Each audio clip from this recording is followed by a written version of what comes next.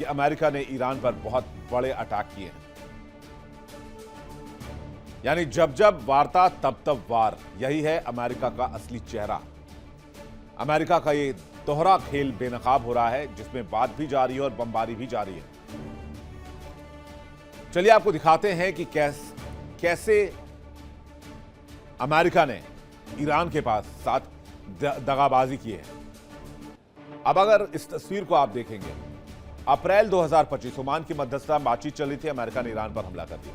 America Iran में जून में 12 दिन की लड़ाई हुई। फरवरी 2026 में जिनेवा में यूएस ईरान में शांति वार्ता चल रही थी, लेकिन अमेरिका ने 28 तारीख को हमला कर दिया और अब संघर्ष को 100 से ज्यादा दिन हो चुके हैं।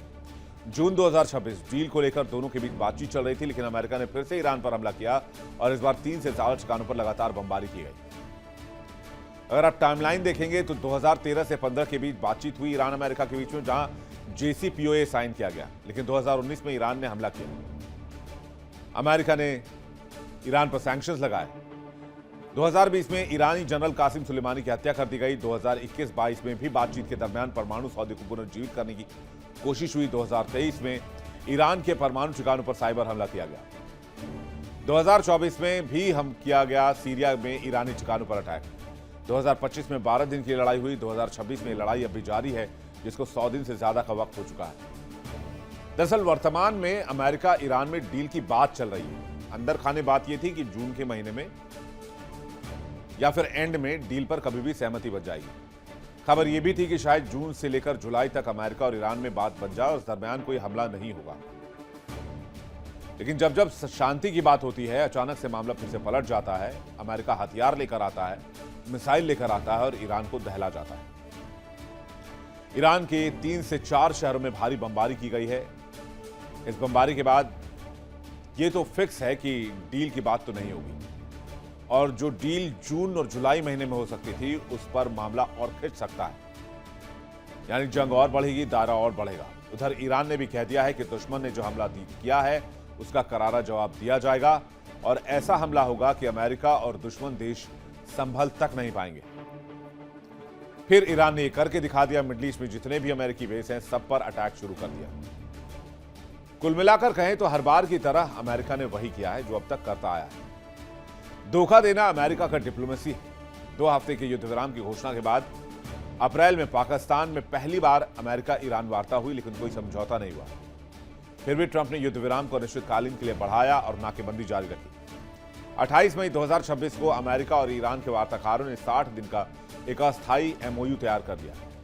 सीजफायर बढ़ाने और परमाणु वार्ता शुरू करने पर चर्चा की बात कही गई, लेकिन राष्ट्रपति ट्रंप ने इसको मंजूरी नहीं दी थी। इस डील में होर्मुज को खोलना, ईरान को तेल बेचने की आजादी देना और परमाणु कार्यक्रम पर बातचीत शामिल थी। दुनिया को लग रहा था शायद अब शांति की उम्मीद की जा सकती है, लेकिन तभी पहले इजराइल ने सीजफायर तोड़ा, फिर लेबनान में फायरिंग की और फिर ईरान ने लेबनान का बदला लिया और इजराइल को धुआं कर दिया। और इस बीच जब अमेरिका इजराइल को कह रहा था कि आप ईरान पर हमला नहीं करेंगे, आप वेट करेंगे, क्योंकि हमारी बातचीत ईरान के साथ जारी है, आपके हमले से पीस डील डिरेल हो सकती है, इतना सब कुछ कहने के बाद अमेरिका ने ही ईरान पर हमला कर दिया। तो जाहिर सी बात है, धोखा देना अमेरिकन की डिप्लोमेसी का हिस्सा है। ईरान जंग तो आज की बात हो गई, इससे पहले भी यह काम अमेरिका कर चुका है। अफगानिस्तान, सीरिया, इराक, ईरान में युद्ध और बांग्लादेश में ऐसी स्थिति कर चुका है जिसकी तस्वीर आपने देखी है। जहां जहां अमेरिका के कदम पड़े, वो देश आर्थिक तबाही की ओर चला गया। और अमेरिका हर बार यही कहानी कहता है कि वो दुनिया की भलाई के लिए काम कर रहा है। इतिहास में एक पैटर्न बार बार दिखता है। अमेरिका ने जब भी किसी देश पर हमला किया, उससे पहले या तो बातचीत का नाटक किया, झूठा बहाना बनाया, दुनिया को गुमराह कराया, या उस देश पर गलत आरोप लगाया।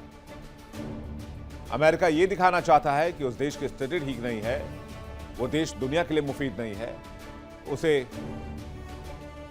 वहां पर अटैक करने का अधिकार है। और ऐसे कई सारे एलिगेशंस भरे पड़े हैं जहां पर अमेरिका ने फॉल्स एलिगेशन लगाकर युद्ध की शुरुआत की और दुनिया के कई देशों में भयंकर तबाही मचाई।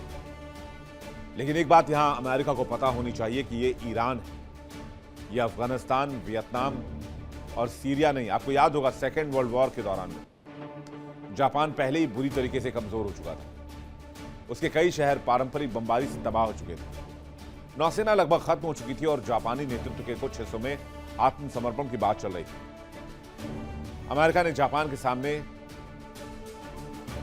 पोट्सडैम डिक्लेरेशन जुलाई 1945 में आत्मसमर्पण की शर्तें रखी। इस घोषणा में यह साफ नहीं बताया गया कि अगर जापान ने मना किया तो परमाणु बम गिराया जाएगा। जापान को तत्काल और पूर्ण विनाश की चेतावनी दी गई, लेकिन किस हथियार से, ये जानकारी अमेरिका ने नहीं दी। जापान ने पोट्सडैम घोषणा को शुरू में अनदेखा किया, जिसके बाद 6 अगस्त 1945 को हिरोशिमा और 9 अगस्त को नागासाकी पर परमाणु बम गिराया गया और लाखों लोग मारे गए। इसे हैवानियत कहते हैं और आज तक वहां विनाश के सबूत हैं। यह सच है, दुनिया में कई देशों के पास परमाणु हथियारों का जखीरा मौजूद है, लेकिन आज तक सिर्फ और सिर्फ अमेरिका ने ही इसका इस्तेमाल किया।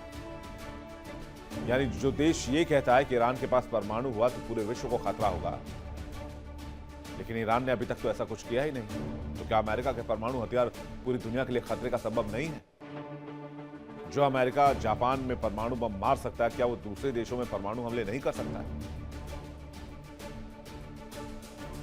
अमेरिका ने तो परमाणु हथियार का इस्तेमाल तक किया, लेकिन आज तक उस पर कोई ठोस सैंक्शन नहीं है और ना ही यूएन का कोई कानून अमेरिका पर लागू होता है और ना ही अमेरिका किसी अंतर्राष्ट्रीय कानून को मानता है।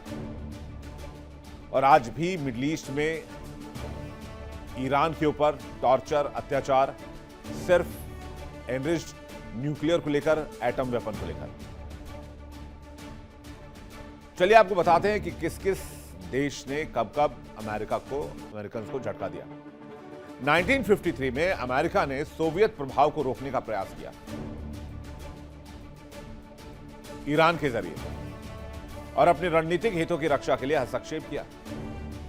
CIA समर्थित ऑपरेशन करवाए और मोहम्मद मुसद्दक की जो सरकार थी 1953 में ईरान में जो चल रही थी उसको गिरा दिया और वहां की सरकार को गिराकर अपना एक व्यक्ति बिठाया जिसका नाम था शाह मोहम्मद रजा पहलवी। और अमेरिका ने दशकों तक ईरान में तेल का काम किया अपनी बड़ी बड़ी कंपनीज के जरिए। 1979 की इस्लामिक रेवोल्यूशन के बाद फिर से दोनों देशों के रिश्ते खराब हो गए और आज भी अमेरिका और ईरान में वही दुश्मनी देखी जाती है। अब आ जाइए आप इराक। अमेरिका ने दावा किया कि इराक के पास विनाशकारी हथियार है। 2003 में सैन्य अभियान शुरू कर दिया गया। सद्दाम हुसैन की सरकार गिरा दी गई, लेकिन weapon of mass destruction WMD मिला ही नहीं आज तक, जिसे सद्दाम हुसैन पर की गई कार्रवाई पर आज तक सवाल उठाए जाते हैं।